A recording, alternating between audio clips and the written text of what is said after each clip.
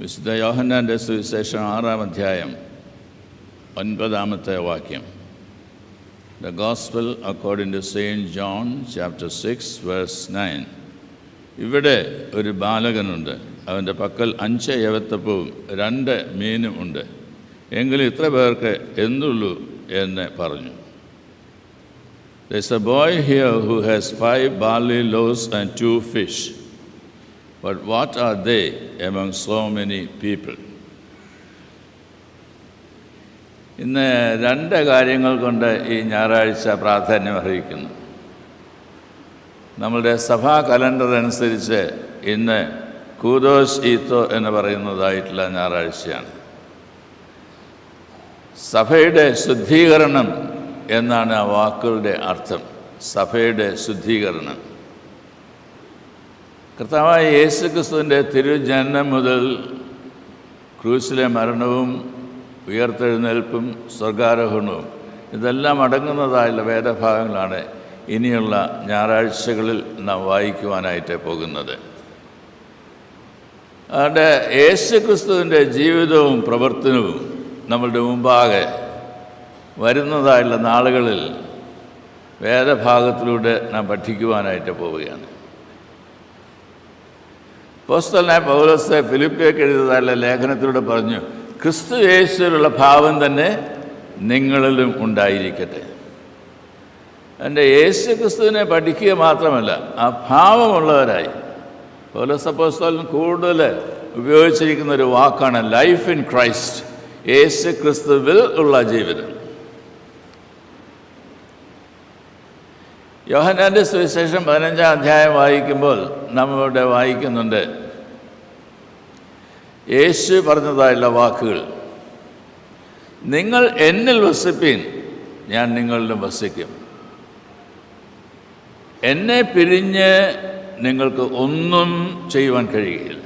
എന്നെ പിരിഞ്ഞ് നിങ്ങൾക്ക് ഒന്നും ചെയ്യാൻ കഴിയുകയില്ല. അതുകൊണ്ട് നമ്മളുടെ ജീവിതത്തിൻ്റെ ആകത്തുക കണ്ടെത്തുവാനായിട്ട് കഴിയുന്നത് കർത്താവായ യേശു ക്രിസ്തുവിലാണ്. ആ കർത്താവായ യേശു ക്രിസ്തുവാണ് നമ്മെ പഠിപ്പിച്ചത്, ഞാൻ നിങ്ങളെ സ്നേഹിച്ച പോലെ നിങ്ങളും തമ്മിൽ തമ്മിൽ സ്നേഹിക്കണം. അത് കർത്താവ് നമുക്ക് നൽകിയ ഒരു പുതിയ കൽപ്പനയാണ്. ഇന്ന് 2-ാമത്തെ വേദഭാഗമായിട്ട് വായിച്ച യോഹന്നാൻ്റെ ലേഖനം, 1-ാമത്തെ ലേഖനം 3-ാം അധ്യായത്തിൽ നിന്നാണ്. അവിടെ പറയുന്നുണ്ട്, നീ കാണുന്ന സഹോദരനെ നിനക്ക് സ്നേഹിക്കുവാനായിട്ട് കഴിയുകയില്ല എങ്കിൽ പിന്നെ എങ്ങനെയാണ് കാണാത്ത ദൈവത്തെ സ്നേഹിപ്പാനായിട്ട് കഴിയുന്നത്? യേശു ക്രിസ്തു തന്നെയല്ലേ പറഞ്ഞത്, ഞാൻ നിങ്ങളെ സ്നേഹിച്ച പോലെ നിങ്ങളും തമ്മിൽ തമ്മിൽ സ്നേഹിക്കണം. അങ്ങനെയാണ് നിങ്ങൾ എൻ്റെ ശിഷ്യന്മാർ എന്നത് ലോകം അറിയുവാനായിട്ട് പോകുന്നത്. മറുവശം പറയുന്നത്, അങ്ങനെ കള്ളന്മാരെ മനസ്സിലാക്കാനായിട്ട് സാധിക്കും, കാരണം അവർക്ക് സ്നേഹമില്ല.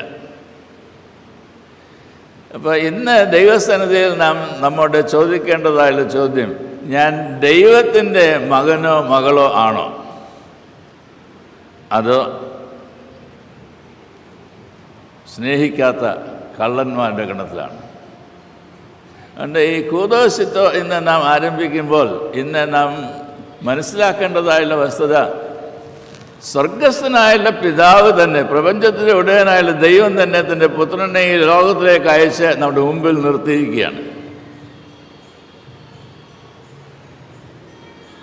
തിമോത്തിയോസിന് എഴുതുന്നതായുള്ള അവസരത്തിൽ നാം വായിക്കുന്നുണ്ട്, 1 തിമോത്തിയോസ് 2:8, ദാവീദിൻ്റെ സന്തതിയായി ജനിച്ച് മരിച്ച് ഉയർത്തെഴുന്നേറ്റിരിക്കുന്ന യേശു ക്രിസ്തുവിനെ ഓർത്തുകൊള്ളുക, അതാകുന്നു എനിക്ക് നിന്നോടുള്ള സുവിശേഷം.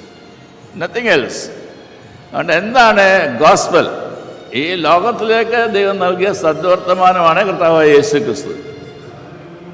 ആ സദ്വർത്തമാനം ലോകത്ത് നൽകിക്കൊടുക്കുവാൻ ഈ ലോകത്തിൽ ഇപ്പോൾ ആക്കപ്പെട്ടിരിക്കുന്നത് എന്നെയും നിങ്ങളെയുമാണ്.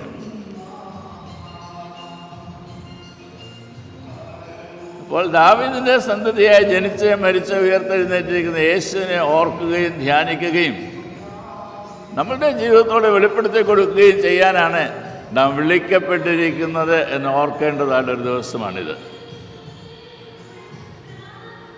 2 ഇന്ന് അഖില ലോക സൺഡേ സ്കൂൾ ദിനമാണ്. കുഞ്ഞുങ്ങളെ എൻ്റെ അടുക്കൽ വരുവാൻ വിടുവിൻ, അവരെ തടുക്കരുത് എന്ന് പറഞ്ഞതായില്ല കർത്താവായ യേശു ക്രിസ്തു. തൻ്റെ പരസ്യ ശുശ്രൂഷയിൽ ഒരാവശ്യത്തെ നേരിടുകയാണ്. തൻ്റെ വചനം കേൾക്കുവാൻ വന്നതായില്ല പുരുഷാരത്തിന് ഭക്ഷണം കൊടുക്കണം.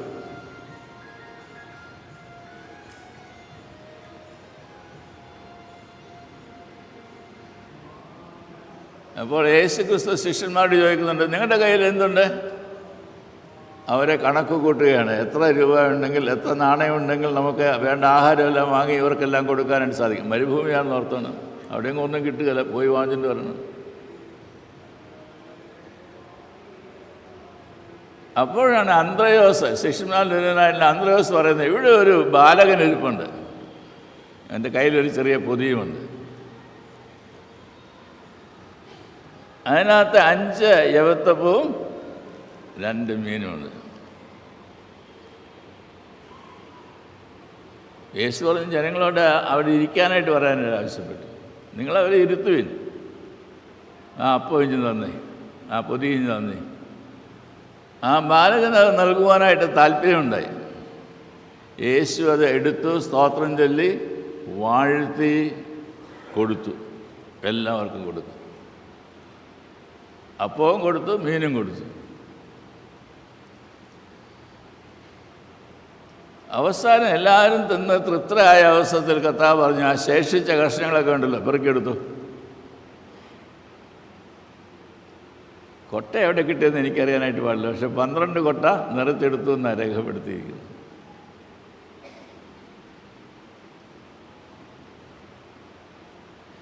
അഞ്ച് അപ്പവും 2 മീനും 12 കൊട്ട നിറഞ്ഞിരിക്കുന്നതായുള്ള സാഹചര്യം. എല്ലാവരും തിന്ന് തൃപ്തരായി എന്നാണ് നാം വായിക്കുന്നത്. ഇന്ന് അഖില ലോക സൺഡേ സ്കൂൾ ദിനമായതുകൊണ്ട് ഒരു ചോദ്യം,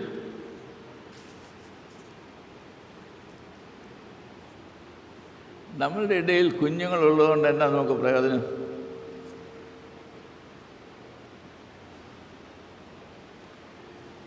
കുഞ്ഞുങ്ങൾ വേണ്ട എന്ന് പറയുന്നതായുള്ള ആളുകൾ ഇന്നുണ്ട് എന്നുള്ള യാഥാർത്ഥ്യം കൂടി ഓർത്തിരിക്കണം. ഞങ്ങൾക്ക് വിവാഹം കഴിക്കണം, പക്ഷേ കുഞ്ഞുങ്ങൾ വേണ്ട. ചിലർ വിവാഹം കഴിക്കാനും സമ്മതിക്കത്തില്ല.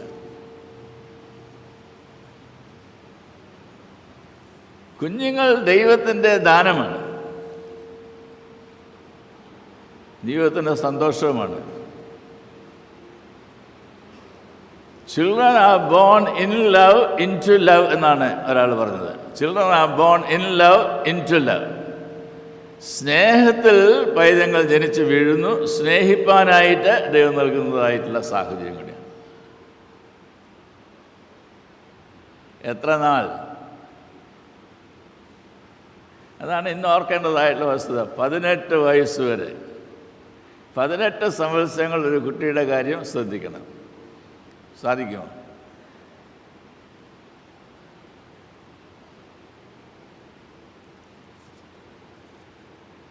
ഒരു വീട്ടിൽ വയോധികരായിട്ടുള്ള 2 ആളുകൾ താമസിക്കുകയാണ്. നല്ല മനോഹരമായ വീടാണ്. അവിടെ നേരത്തെയൊക്കെ വെച്ച് വളർത്തിയതായിട്ടുള്ള ഫ്രൂട്ട് ട്രീസൊക്കെ ഉണ്ട്. അപ്പോൾ അവിടെ കായ്ച്ചു നിൽക്കുന്നതായുള്ളൊരു ചാമ്പ മരം,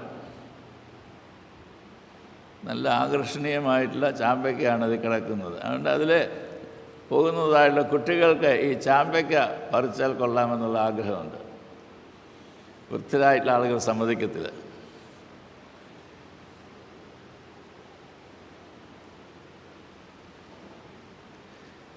അപ്പോൾ നമ്മുടെ ക്രിസ്തോസ്റ്റം തിരുമേനി, അന്ന് തിരുമേനിയൊന്നും ആയിട്ടില്ല, അതിനുമ്പ്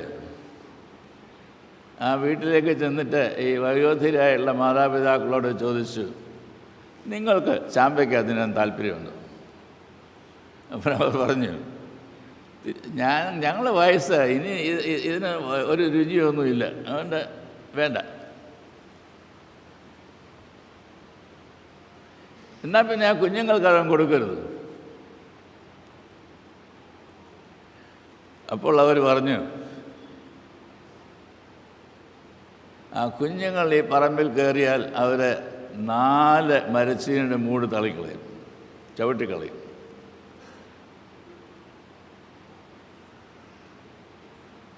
തിരുമേനി 2 ചോദ്യങ്ങൾ ഇവിടെ ചോദിക്കുന്നുണ്ട്. ഒന്ന്, ഒരു മരത്തിൽ കായ്ക്കുന്നതായുള്ള ഫലം ആർക്കൊക്കെ ഉള്ളതാണ്?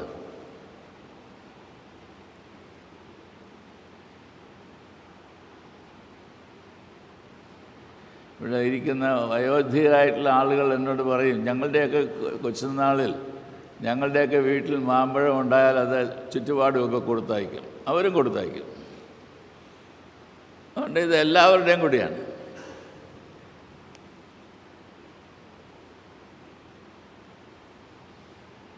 ഇന്നാണ് ഓരോ മാങ്ങായി എണ്ണി അതിനെന്നാ വില കിട്ടും എന്നൊക്കെ നോക്കി ആ വിലയ്ക്ക് വിൽക്കാനായിട്ട് ശ്രമിക്കുന്നത്. ഓരോ മാങ്ങായും. പണ്ടങ്ങനെയല്ലായിരുന്നു, കൊട്ട നിറച്ചാണ് കൊണ്ടുവന്നത്. കൊട്ട നിറച്ചാണ് അങ്ങോട്ടും ഇങ്ങോട്ടും കൊടുക്കുകയും ചെയ്യുന്നത്. ഞങ്ങളുടെ മാവിലുണ്ടായത് നിങ്ങൾക്കാണ്, നിങ്ങളുടെ മാവിലുണ്ടായത് ഞങ്ങൾക്കാണ്, അങ്ങോട്ടും ഇങ്ങോട്ടും കൊടുക്കും, അതെല്ലാം സ്വീകരിക്കും. അപ്പോൾ ഒരു ചാമ്പയിലുണ്ടാകുന്നതാളുടെ ചാമ്പയ്ക്ക വീട്ടുകാർക്ക് വേണ്ടി മാത്രമുള്ളതല്ല, അത് തിന്നുവാൻ കഴിയുന്നതായുള്ള ആളുകൾക്ക് കൊടുക്കാനായിട്ടുള്ളതാണ്. ഈ വിവാഹത്തിൻ്റെ സമയത്ത് വിവാഹിതരാകുന്ന മക്കളോട് പറയും, നിങ്ങൾ ഈ താലന്തുകളൊക്കെ ഉപയോഗിച്ച് രാത്രിയും പകലുമൊക്കെ അധ്വാനിച്ച് നിങ്ങൾക്ക് കിട്ടുന്നതായുള്ള സമ്പത്തുണ്ടല്ലോ, അത് നിങ്ങളുടേതല്ല, ദൈവത്തിൻ്റേതാണ്. ദൈവം നിങ്ങളെ ഏൽപ്പിച്ചിരിക്കുകയാണ് കാര്യവിചാരകത്തോടുകൂടി ഉപയോഗിക്കുവാനായിട്ട്. അപ്പോൾ ഈ ഉപമ പറഞ്ഞതായുള്ള കർത്താവിനെ ഓർക്കണം. 5 താലന്ത്, 2 താലന്ത്, 1 താലന്ത്. 1 താലന്തോളം കുഴിച്ചു വെച്ചു, ബാക്കിയുള്ള 2 പേരും വ്യാപാരം ചെയ്തു. 5 താലന്തോടെ നേടി, 2 കൂടെ നേടി യജമാൻ്റെ അടുത്ത് വന്ന് പറയുന്നു, സന്തോഷം, നീ യജമാൻ്റെ സന്തോഷത്തിലേക്ക് പ്രവേശിക്കുക. അതുകൊണ്ട് കൂട്ടിവയ്ക്കുന്നതിലല്ല കൊടുക്കുന്നതിനാണ് ആവശ്യം. അതാണ് ദൈവം നമ്മെ പഠിപ്പിക്കുന്നത്. കൂട്ടിവയ്ക്കുന്നതിലല്ല കൊടുക്കുന്നതിലാണ് സന്തോഷം കാണേണ്ടത്.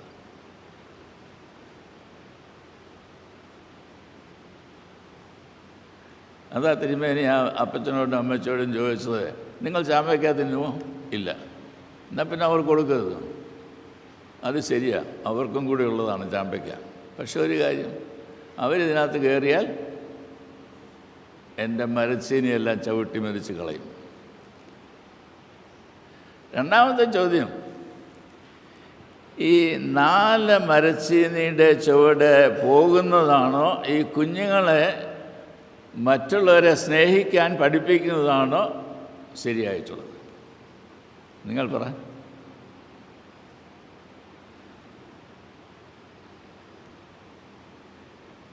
ഒരു കുഞ്ഞിനെ വളർത്തിക്കൊണ്ടുവരുന്നതായുള്ള അവസരത്തിൽ സമൂഹത്തിന് കൊള്ളാവുന്നവരായിട്ടാണ് വളർത്തിക്കൊണ്ടുവരേണ്ടത്. സാധിക്കുമോ? കക്കാൻ പഠിപ്പിക്കണമോ നൽകാൻ പഠിപ്പിക്കണമോ? വെറുക്കാൻ പഠിപ്പിക്കണമോ സ്നേഹിക്കാൻ പഠിപ്പിക്കണമോ?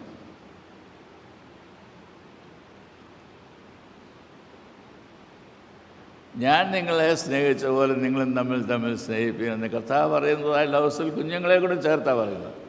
അവരെ എൻ്റെ അടുക്കൽ വരുവാൻ വേണ്ടിയും ദൈവരാജ്യം അവരുടേതാണ്. അവരെ നോക്കി പഠിക്കുക ദൈവരാജ്യത്തിൻ്റെ കാര്യങ്ങൾ.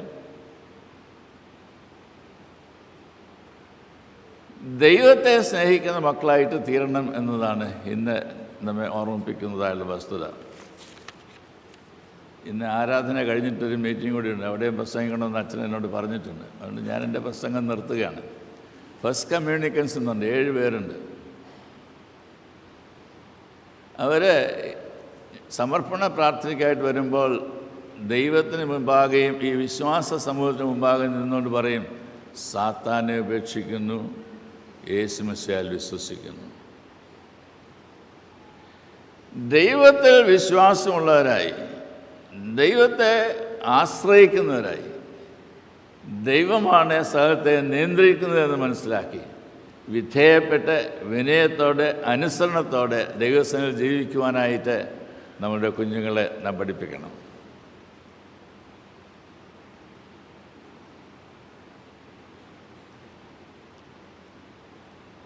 കാര്യം ചെയ്ത് ഈശോ തിമോഥെയോസിന് പറയുമായിരുന്നു, ഈ കുഞ്ഞുങ്ങളെ ഓർത്ത് വേവലാതിപ്പെടുന്ന ഒത്തിരി മാതാപിതാക്കളുണ്ട്.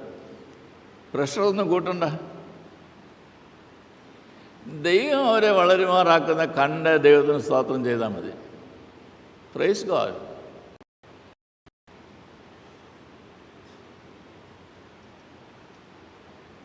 കാലവും ചരിത്രവും നമ്മെ പഠിപ്പിച്ചിട്ടുണ്ട്. നമ്മളുടെ കുട്ടികളെല്ലാം നമ്മളെക്കാൾ മിടുക്കരാണ്. And they Excel.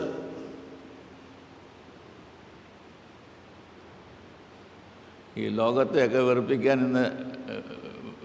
വെറുപ്പിക്കുന്നതായിട്ടുള്ള ഭയപ്പെടുത്തുന്നതായിട്ടുള്ള ട്രംപ് ഉണ്ടല്ലോ, ആ ട്രംപിൻ്റെ നാട് പോലും നടക്കണമെങ്കിൽ നമ്മുടെ പിള്ളേരവിടെ പോയി വല്ലതും ജോലി ചെയ്യണം.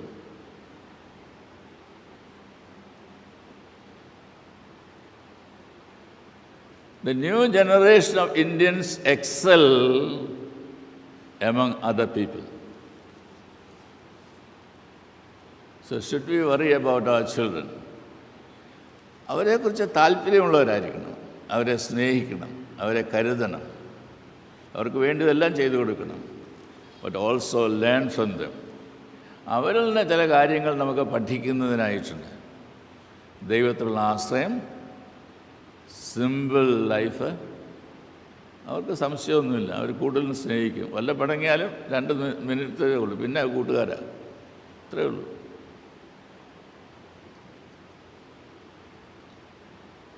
അതുകൊണ്ട് ഇന്ന് നമ്മൾ ഈ ഫസ്റ്റ് കമ്മ്യൂണിക്കൻസിനെ ദൈവകരങ്ങൾ സമർപ്പിക്കുന്നതായുള്ള അവസരത്തിൽ ആത്മാർത്ഥമായിട്ട് നമുക്കെല്ലാവർക്കും പ്രാർത്ഥിക്കുന്നതിനായിട്ട് സാധിക്കണം. കർത്താവേ, ഇവർ ഇപ്പോൾ ഏറ്റുചൊല്ലുന്നതായുള്ള വിശ്വാസത്തിൽ നിലനിന്ന് വളർന്നു വന്ന് ഫലം കായ്ക്കുവാൻ കൃപ നൽകണമേ. ഈ വിശ്വാസത്തിൽ നിലനിന്ന് വളർന്നു വന്ന് ഫലം കായ്ക്കുവാൻ കൃപ നൽകണം.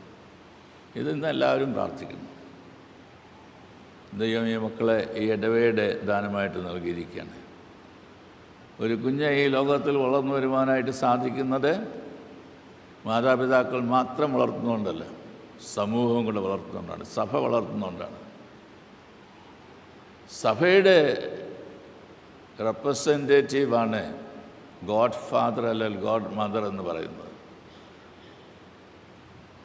നിങ്ങൾ കണ്ടിട്ടുണ്ടോ എന്നറിയാനായിട്ട് പാടില്ല. അടുത്ത പ്രാവശ്യം ശ്രദ്ധിച്ചു, ഈ കുഞ്ഞിനെ മാമോദിസ തൊട്ടിയിൽ മാമോദിസ മുക്കിയതിന് ശേഷം എടുത്ത് കൊടുക്കുന്നത് മാതാപിതാക്കളുടെ കയ്യിലല്ല, അവരാ കൊണ്ടുവന്നത്, അവരുടെ കയ്യിലല്ല കൊടുക്കുന്നത്, ഗോഡ് പേരൻറ്റിൻ്റെ കയ്യിലാണ്, സഭയുടെ കയ്യിലേക്കാണ്. ഈ സഭയിൽ ഈ പൈതങ്ങൾ വളർന്നു വന്ന് വിശ്വാസവീരരായി തീരണം എന്നുള്ളതായുള്ള ആഗ്രഹമുള്ളതുകൊണ്ട്. അതുകൊണ്ട് ഇപ്പോൾ ഞാൻ അവരെ ക്ഷണിക്കുവാനായിട്ട് പോവുകയാണ്. അവർ നമ്മുടെ മുമ്പിൽ നിൽക്കുന്നതായുള്ള അവസരത്തിൽ ദൈവത്തിന് സ്തോത്രം പറഞ്ഞുകൊണ്ടിരിക്കണം. കർത്താവെ, അവർ ഏറ്റു പറയുന്നതായുള്ള വിശ്വാസത്തിൽ അവർ വളർന്നു വന്ന് ഫലം കായ്ക്കുവാൻ കൃപ നൽകണമേ എന്നത് ഇന്നത്തെ നമ്മുടെ പ്രാർത്ഥനയായിരിക്കണം.